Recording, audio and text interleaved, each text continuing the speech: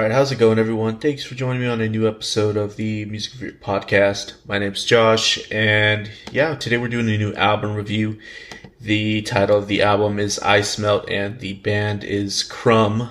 This album was released on April 30th, 2021, so it's about a month ago now. And episode 59 of the album review series. Pretty interesting band, Crumb. Relatively new as well. They've only been active since around 2016. Released their debut not too long ago, honestly, in 2019. So I'll be discussing at least most of their discography on this episode as well. And I've been interested in talking about this band at least since this podcast formed.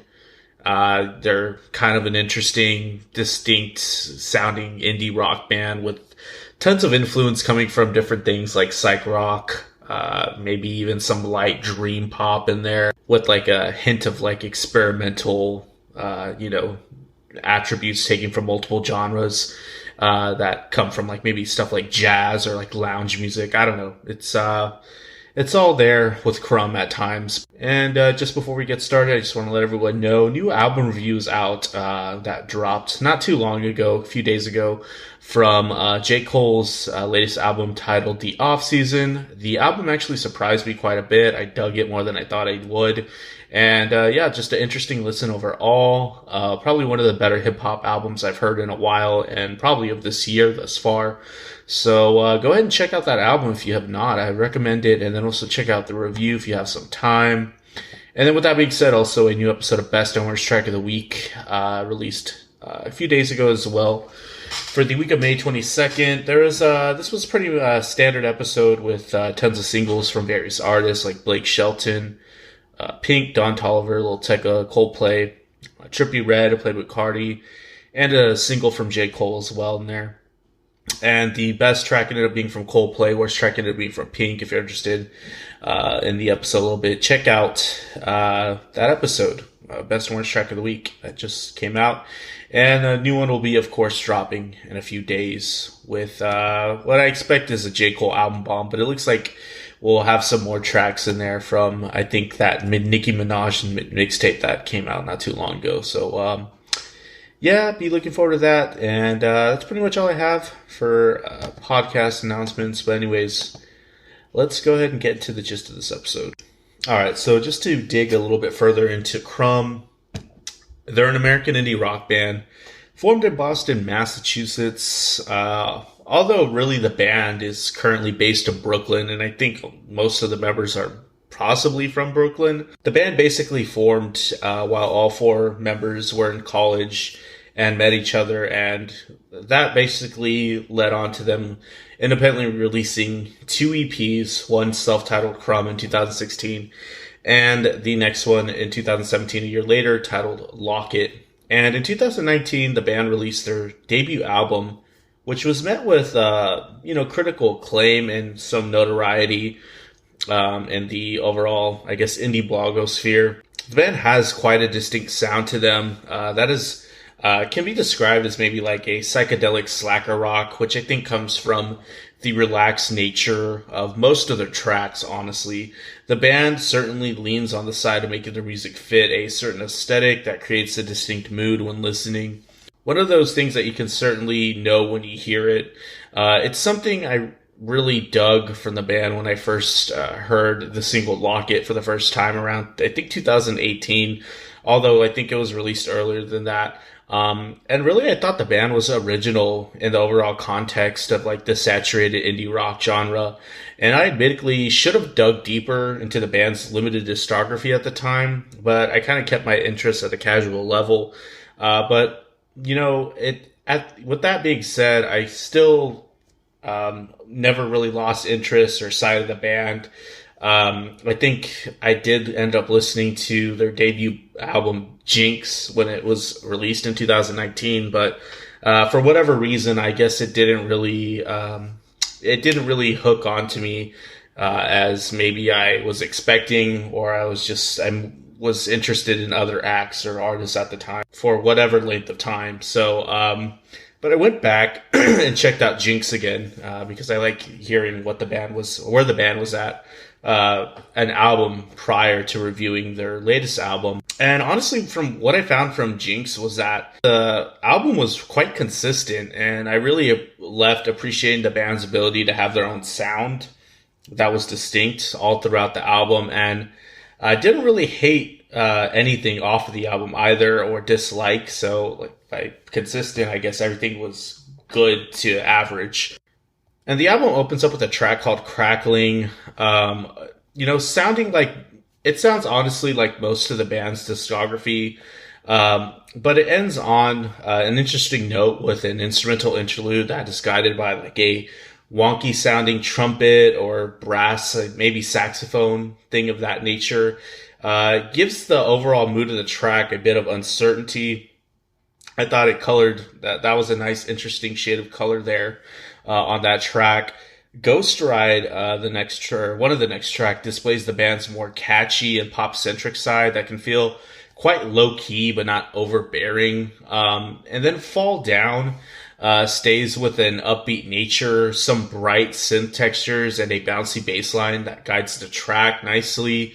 Another track, And It Never Ends, opens up quite uncomfortably but then transitions to a quite slow pace, compound time signature feel, which gives the track a nice pace to add as much sludgy textures, which creates an eerie mood on the track. It's quite interesting to listen to. And the album overall, like I was saying, it stays quite consistent with what the band aims to do. Nothing really too out of left field ever comes, other than some purposely put uncomfortable sounds or textures that are obviously used to create some sort of effect or contrast from the typical palette that the band's usually doing. And what's really is interesting is just it ends up sounding, just distinct or original to the act. Like if you were to play Crumb's music out of a lineup of contemporary acts, I think it wouldn't be much of a challenge to pick them out if you didn't give me the artists, and you put them up to other bands that they're currently making similar or like, low key, ambient indie rock. There's a lot of dream pops that sound a lot like, but I can't really point out a lot of acts that sound exactly like Crumb, other than maybe Men I Trust, but Men I Trust honestly goes about it a different way. They lean more on the dream pop side. I don't know what Crumb's doing. It just feels more experimental, but, it's not too complex. At the end of the day, it's pretty simple stuff. And not simple in the way that, like, they're not playing anything challenging. It's just very, I guess, digestible or easily digestible in a sense at times. And going into this new album, Ice Melt, honestly, I think the band, for the most part, does change things up a little bit differently. Going into this on like the first listen, I was expecting a Crumb album, and this certainly is a Crumb album.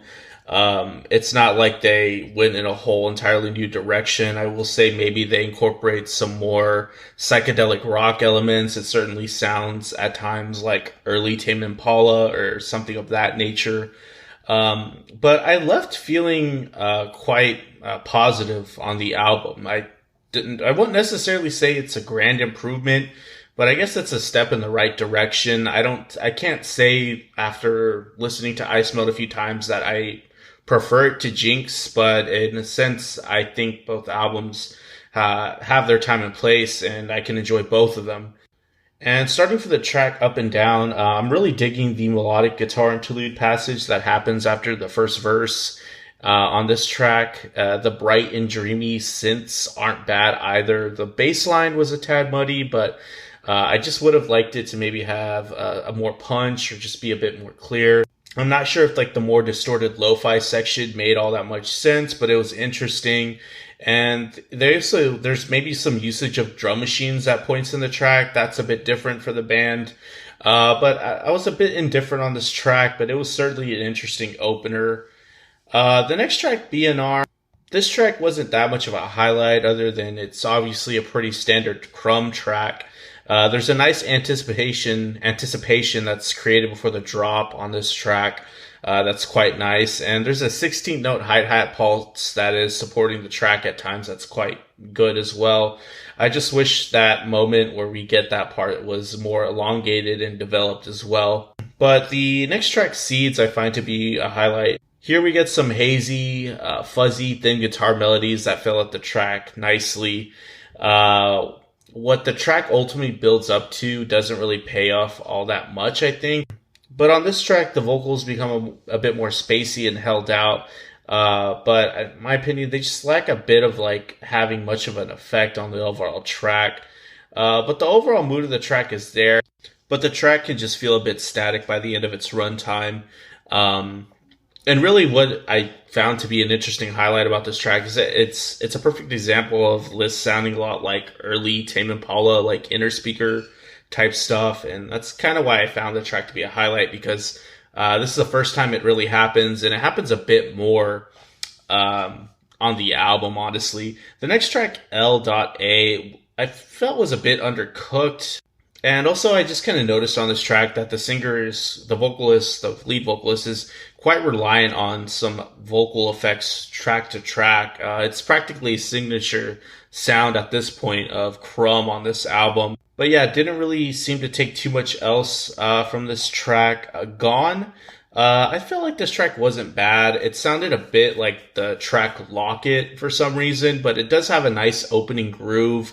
One of the better drum grooves on the album, pretty much. I dig the eerie, colorful guitar lines that fill in space on this track. Like I said, the track was pretty good. It wasn't bad. A highlight, though, I find afterwards is the song Retreat. We get a more standard psychedelic sounding track on here, but the track can sound a bit cluttered with how dominant the held out synth chord is when it's going along with the busy bass line that's repeated over and over. But yeah, it just felt a bit undercooked. The track honestly had some potential to it, and it sounded honestly again on this track like really early Tame Impala inner speaker type stuff. Trophy. I like this track too. I dig the groove. Has some sass to it, and the drum track really sounds nice and crisp on here. I dig the overall character on this track with how patient the vocal performance is handled. I love the moment where the guitar and vocals are doubled with these overblown and distorted textures. It's an interesting track, probably one of the highlights, one of the more positive highlights on this album. Balloon, here we get a more dancey and upbeat tempo and some more character on this track. I dig the hazy moments where the syncopation in the drums takes over and we get some nice synth melodies. And the drum track really helps make this track, especially with how prominent it is in carrying everything, while there's so many different textures and changes in the track. So another highlight on this album. And I think this track can really serve as an example of where Crumb's strong points lie as well. And honestly, we're pretty much towards the end of the album by this point. We have Tunnel, All That You Had. I thought this track was okay. There's a messy and chaotic ending that was quite refreshing to hear. I would have liked to have heard that more on this track and the album too as a whole. But by the time we reach this song on the album, I can kind of get a sense of some tracks really starting to sound a lot like each other. So I guess it goes with Crumb, overall keeping their consistency track to track, but it maybe sounds a bit static by the end of the album. But the last track, Ice Melt, was interesting. It's kind of like a mid-tier track to end the album. The interesting tone and effects on the melodic guitar interludes are just about the most interesting thing on here. But it's a bit short. Possibly there just could have been a little bit more done to the track overall. I felt like it had a lot of potential, but it just was cut a bit short. And then by the time we're just towards the end of this album, it's not a super long runtime. In terms of length, it's quite standard. It's not too long, but it's also not too short. But overall, I did have some qualms with a lot of the, choices made on the album, but overall it was a pleasant listen. I did knock it a bit, for sounding a bit like inner speaker or something like that. But I felt, honestly, when those things happened, I felt like the album was really onto something. And, they were at least doing something, that was different in the overall discography of the band thus far. I really felt like the album was just a bit better when they maybe had some more dancey or upbeat grooves, and it wasn't too lethargic. So obviously, when there's a bit more energy present, I feel like Crumb is more at their forte. But not a bad album. If I had to rate it, I'd give it a 6 out of 10. I enjoyed it. I enjoyed it a bit mildly, but honestly, I think this band has a lot more left in the tank. Hopefully, we get another project from this act, because I really think they can do a lot of different things with their sound. They maybe just need to take more risks as well, but it wasn't a bad listen. I just felt like we can get a project that is a bit more solid eventually from Crumb. But hey, this was not bad for a second album, and I'm glad this album. So yeah, overall consensus, it's a good album. Can't really say too much else other than that. Honestly, I don't really know how the reception would be with an album like this. Maybe if you're familiar with this band, you might like them. But if someone's maybe listening to Crumb for the first time, I don't know. It could go either way. There's certainly a lot of different things going on in their music. I feel perhaps maybe most indie rock listeners can maybe take something away from their music. But I feel maybe the subdued and ambient and I guess distinct sound to them could be a challenge to people that maybe listen to, I guess, more heavier forms of rock or just different genres like, I don't know, EDM or hip hop. But then again, Crumb is sort of an experimental act that, kind of borrows from all sorts of different directions. So at the end of the day, maybe, just give this a try if you're a bit interested in the album or artist at all. You might find something you like from here. And I know I certainly did like a lot of moments on this album. But that's just all my opinion. Take it with a grain of salt. And yeah, that'll be the review for Crumb's Ice Melts. If you stuck with me to the end of the episode, thanks for listening. And if you're on YouTube, like and subscribe. If you're on there, if you like what you heard, leave a comment, good or bad. Subscribe on your preferred listening service as well. But anyways, that's it for me today. I'll see you guys later.